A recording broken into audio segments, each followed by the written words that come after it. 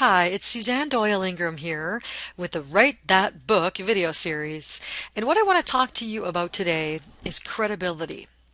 Now, I've already talked a lot about how credibility, how it helps you build your credibility by writing a book.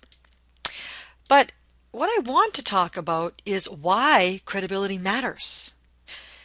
Credibility matters because your customers and your book readers are innately programmed to want to do business with people who are credible. Now, credibility can be perceived or it can be actual, but it doesn't really matter either way. If you have a PhD and your sort of actual credibility is because you have 25 years of education, or if you were perceived to be credible because you've written a book. Does it really matter? Bottom line is you have credibility. But you must build credibility at both an unconscious level and a conscious level with your readers. The value of what you offer in your book combined with your credibility are intertwined and dependent on each other. Just remember that there are three components to credibility: likability, competence, and trust. You must have all three. And generally, if you write a book, you will have all three. And what I mean by that is that if someone is likable and seems to be competent but not trustworthy, then they're not credible. That's how those three things work together. So it's important that you insert your points of credibility into your book. So how can you show your credibility? You can do that by what I just said, inserting your points of credibility in your book. So how can you do that?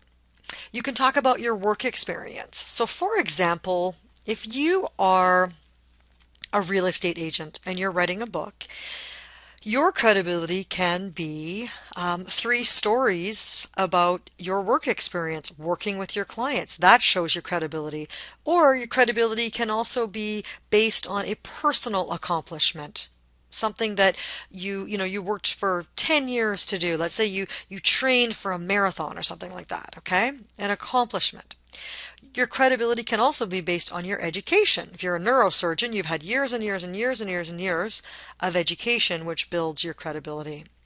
You may also have received an award or 10, and you can very subtly put this into your book as well. Why are you an expert? Well, because this is my work experience, this is a personal accomplishment I've done, here's my education, and this is an award that I've won. But you don't want to put it all in one paragraph, okay? You want to subtly insert it in there. And I just wrote travel on the slide as well, because sometimes people can perceive you as an expert and can perceive you to be credible based on some travel that you've done. If you've traveled to a very far away place, or things that you did when you traveled. Say, for example, you went to Africa and worked with orphans or something, okay? So these are ways that you can show your credibility and insert them into your book.